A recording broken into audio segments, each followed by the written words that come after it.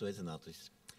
Tātad es jums pastāstīšu par praktiskajiem paņēmieniem, mūsu slepenajām receptēm, ko mēs izmantojam jau vairāk kā gada garumā mūsu datoru terminu apakškomisijā. Pat apakškomisija pastāv jau vairāk kā 30 gadus, un terminoloģijas komisija lielā pastāv jau kopš 46. gada. Tā kā tradīcijas ir dziļas, principi ir stabili, darbojamies arī modernajos apstākļos, un būtu ļoti dīvaini, protams, ja datoru terminu apakškomisija nelietotu visjaunākās tehnoloģijas un nedarītu to pēc iespējas plaši. Kādi tad ir mūsu tie rīki? Šodien es runāšu tieši par tiem rīkiem, kas arī katram ir pieejami, bez jebkādiem programmēšanas zināšanām. Tātad lielie valodas modeļi, kas ir pieejami sarunu botu formātā. Jā, tā kā mēs zinām ChatGPT vai tagad daudziem sānos rēgojās kopilots, jā, vienkārši mēs varam ierakstīt, viņš mums atbild. Tie modeļi, visi šeit uzskaitītie, Google Gemini, ChatGPT, Claude, Microsoft Copilot, varētu arī Perplexity pieminēt, bet man pašam viņš ir kļuvis varbūt tāds mazāk lietots. Tātad tie ir tie pamatrīki, kas tiek izmantoti. Mazliet plašāk gribētos komentēt par Gemini. Tas ir izrādījies šajā mirklī saistībā ar pārējo modeļu versiju attīstību. Gemini ir izrādījies šobrīd latviešu valodai kvalitatīvākais, vismaz mūsu ieskatā. Jo jaunie pārējie modeļi un viņu versijas ir faktiski uzrāda stipru kvalitātes kritumu latviešu valodā. Ļoti dīvainas teikumu konstrukcijas, nepabeigtus vārdus, izdomātus vārdus. Tur tātad ir steigā daudz, kas varbūt neizdarīts līdz galam.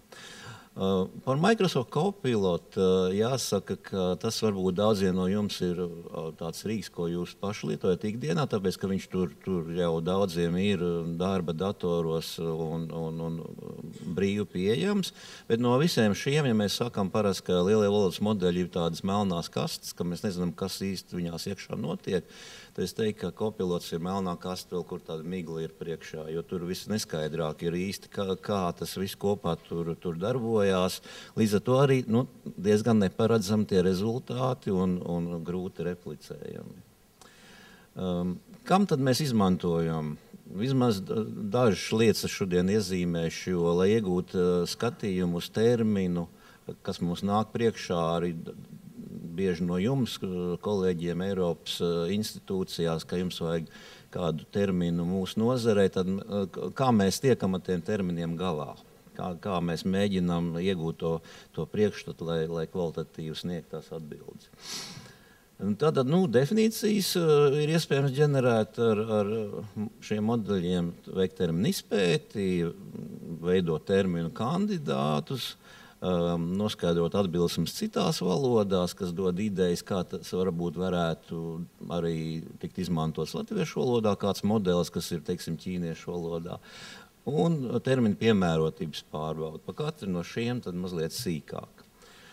Mēs esam izveidojuši definīciju ģenerēšanas rīku, kas balstās uz ChatGPT, viņam ir tāds programmējams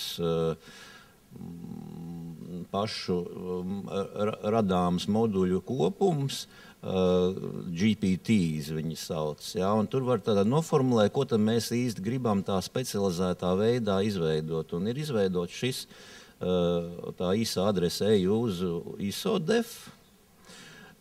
Un tad, tā kā viss ChatGPT, tas ir bezmaksas rīks, viņš ir pieejams arī bezmaksas versijā, nav tikai maksas versijā.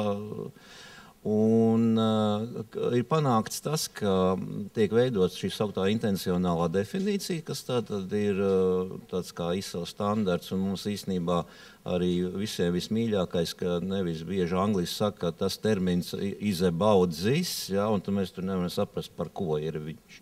Ja, bet, ka lieto tādu nosauc būtiskās pazīmes un nosauc, kādā sistēmā tas termins darbojās. Ja. Un tad tur parādās arī definīcija, parādās būtiskās papildu piezīmes, kas ļauj plašāk izprast terminu un piemēri, kas ļauj saprast to kontekstu. Un rīks ir veidots tā, ka jāieraksta tikai termins, nav jāraksta nekāds uzvedinājums, pilnībā jeb prompts, vienkārši termins un uzreiz būs definīcija. Piemēram, šādi. Es ierakstu computer, ir definīcija par computeru. Ja es ierakstu IoT, Internet of Things, tad ir definīcija tai pašā formātā. Tā lielā priekšrocība īstenībā šādu rīku var pārstrādāt pat veselas terminu vārnīcas, kuras bieži vien ir, teiksim, veidojis autoru kolektīvs, katrs ar savu stilu, ar savu izpratni par to, kas ir būtiskās pazīmes, kādi elementi iekļāvami definīcijā vai nē. Savulaik bija milzīgas diskusijas arī par latviešu literārās valodas vārnīcu, kur arī autoru kolektīvs un īstenībā katrs šķirklis ir savā pilnīgi stilā rakstīts. Tātad šī ir viena no iespējām, ka var vārnīcas pārstrādāt vienā stilā. Vienkārši, noprogrammējot valodas modeli, pasakot, ko tad es gribu, lai parādās un kādā veidā definīcijā. Tad termina izpēte, kā notiek. Mēs varam uzdot jautājumus valodas modelim, kādi ir rakstības varianti. Vispirms jau angļu valodā, lai noskaidrotu. Jo mēs bieži vien saņemam kaut kādu ļoti fragmentāru sākotnējo informāciju. Mēs saņemam terminu ar kaut kādu varbūt vienu lietojumu, piemēram, teikumā, un mums ar to jāstrādā. Tad mums ir svarīgi atrast dažādos tos rakstības variantus, vai viņi tur kaut kas ar lieliem maziem burtiem, vai tur ir kaut kāds defisis pa vidu. Ja?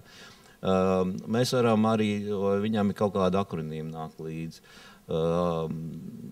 Ja mums interesē absolūtie sinonīmi, ja, kas bieži vien ir palīdzoši, jo tie varbūt ir pazīstamāki nozarē, ja, vai viena firma lieto tādu terminu, otra tādu, bet īstenībā tas ir precīzi viens tas pats jēdziens. Tad arī mēs varam pratināt lielo valodas modeli par katru terminu aspektu, ja, kāpēc tur lielie vai mazie burti, kāpēc defisi ir lietot, vai kaut kādas terminu daļas ir domāts vienskaitlī vai daudzskaitlī. Jo latviešu valodā terminu veidojot, mēs esam ļoti jūtīgi uz to, bet angļu valodā ir pilnīgi vienalga. Pamatā viņi lieto vienskaitli, un mums tad ir kā jāuzmina, ja, vai tur ir domāts vienskaitlis vai daudzskaitlis. Mēs varam skaidri pajautāt, ja, un viņš mums izskaidros. Un tās atbildes ir ļoti, ļoti korektas, ļoti skaidrs pamatotas. Tam arī, ja mums liekas, ka terminā kaut kāds vārds ir lietots tā īpatnēji, ja, ka citā nozarē, ja tas ir īpaši vārdkopa termins, kaut kāds viens no vārdiem varētu būt cits vārds. Un mēs kāpēc tieši šis vārds ir izvēlēts? Tad viņš var izskaidrot, ka varbūt tas kaut kādā sistēmā ietilps, ir kaut kādi apsvērumi. Ja. Te nav arī pieminēts, ka mēs varam ļoti plaši pētīt terminu izcelsmes vēsturi. Detalizēt, kas viņi ir radījis, kāda bija sākotnēja iecer, kā viņš vēsturiski attīstījies, kā mainījusies nozīme. To visu mēs varam noskaidrot. Un mēs varam veikt terminu salīdzināšanu. Ja ir kaut kādi termini divi līdzīgi, vai šķietam līdzīgi, tad mēs varam izveidot veselu tabulu pēc dažādiem kritērijiem un skaidri mums izskaidro, ko tad atšķirās šie termini, lai mēs varētu pieņemt lēmumu, tad kā būs viens latviski un kā būs otrs latviski. Terminu kandidāts var ģenerēt. Vienkārši mēs ierakstām, piedāvā, teiksim, escape character 20 terminu kandidāts latviešu valodā. Varam ļoti īšu uzvedinājumu uzrakstīt. Mēs varam arī precīzāk uzrakstīt, ar dažādi šīs prasības pierakstīt klāt. Ko mēs iegūstam?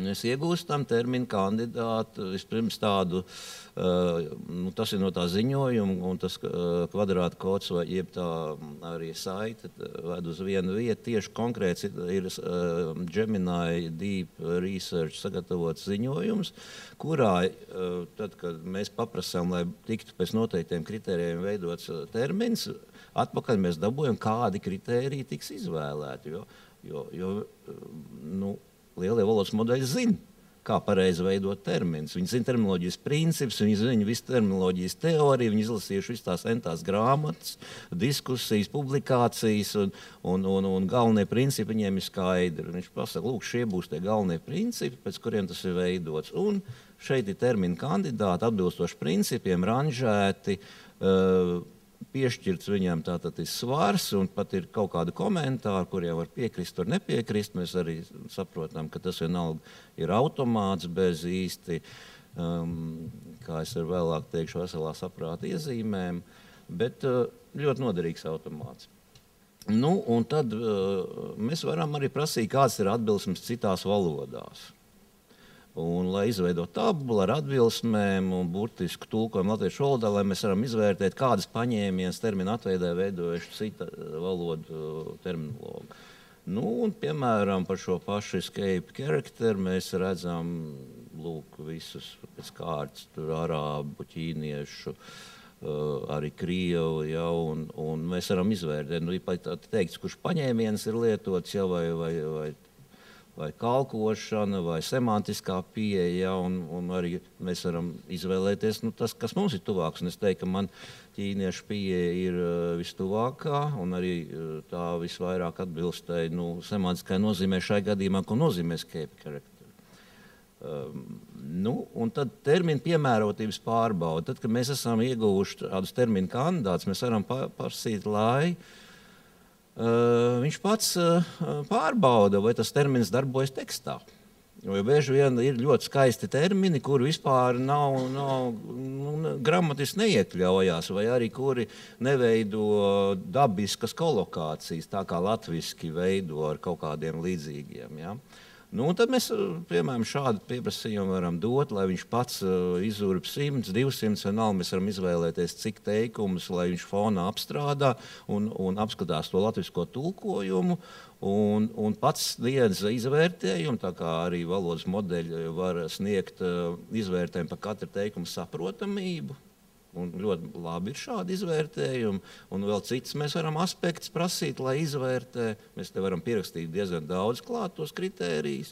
Un tad, ko atbildēja tai pētījumā tas modelis? Jā, es veicu šo pārbaudi, un jāatzīst, mans ranžējums pilnībā izmainījās, jo praktiskajā lietojumā mani kandidāti izrādījās pilnīgi citā piemērotības secībā nekā sākumā teorētiski likās, cik viņi ir, teiksim, īsi, labskanīgi, varbūt semantiski pareizi un vēl kādi, bet teikumos, kas ir īstenībā īstā vieta, kur terminiem, kāpēc mēs viņus veidojam, ja, tad viņam ir šādi secinājumi. Un te ir tie lielo valodas modeļu trūkumi, ka viņiem nepiemīt veselais saprāts. Mēs to saskaramies diezgan bieži. Viņa atbildes ļoti izsmalcināts, ļoti teikumi ir gramatiski pareizi veidoti.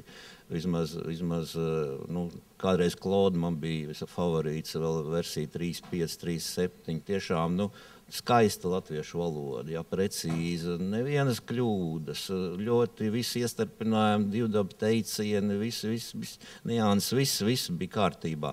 Tagad tur Klauda ir aizgājis mazliet iesāņas, ja tajā veiksmes stāstā varbūt salabosies. Bet jā, labais līmenis joprojām tiek saglabāts tādā Gemini Pro 2.5 modelī. Un, tas, ko arī jau pieminēja citi runātāji, nogurst šie modeļi, viņiem iedod lielākus tekstus, vai, ja tā saruna ir garāka, ka mēs gribam vēl to, un apskaties vēl to, un izmaini šito, un pārbaudi šito, tad jau sākās visādi brīnumi. Ierobežota atmiņa, jā.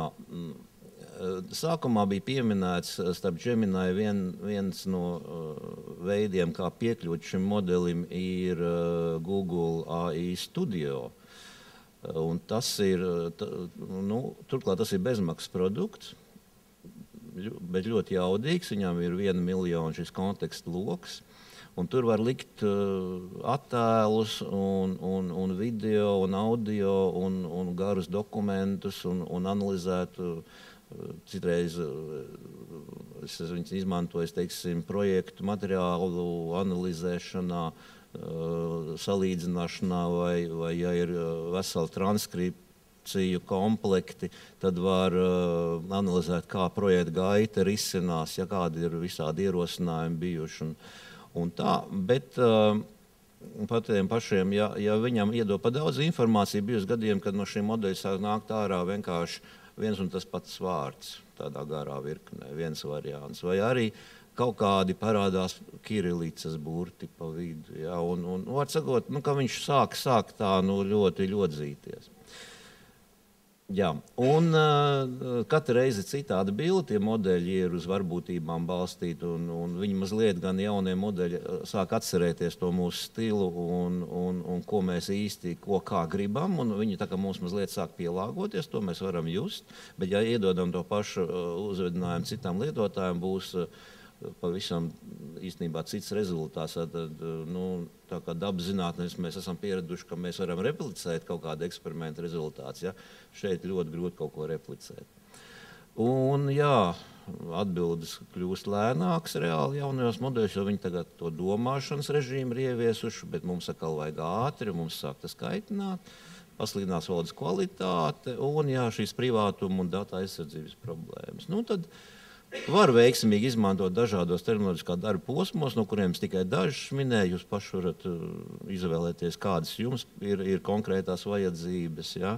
Mēs varam dažās minūtēs iegūt atbildes uz ļoti sarežģītiem jautājumiem, kur normāli izpēta prasīja daudzas dienas, bet jāvērtē kritiski rezultātu secinājumi un cilvēks ir galvārdu teicējs.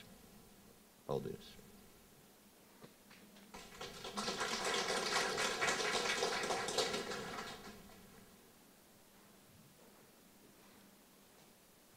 Mums ir kāds jautājums. Es varētu varbūt pajautāt Tildei komentāru par to latviešu valodas pasliktināšanos. Varbūt var nokomentēt, kamēr citi domā savus jautājumus. Mums jau kafijas pauzē bija diskusija par latviešu valodas pasliktināšanos. Ir tā, ka lieliem valodas modeļiem, viņi tiek uz kaut kādiem datiem apmācīti. Mēs apmācam vienu modeli, kvalitāte ir kaut kādā līmenī, mēs piemetam kaut kādus datus klāt, apmācam jaunu modeli, kvalitāte nosliecās kaut kur. Atkarībā no tā, kuru valodu datus tagad mēs piemetām klāt, tām valodām varbūt palika labāk. Latviešu valodai nepiemetām klāt, palika sliktāk. Tas ir viens no skaidrojumiem, kāpēc tur paliek sliktāk. Mēs nezinām, kādas ir proporcijas un kādus datus tie uzņēmumi liek iekšā tajos datos. Mēs arī nezinām, kurām valodām viņi optimizē to risinājumu, bet ir ticams, ka latviešu valoda nav prioritāro valodu sarakstā tām lielajām, diemžēl.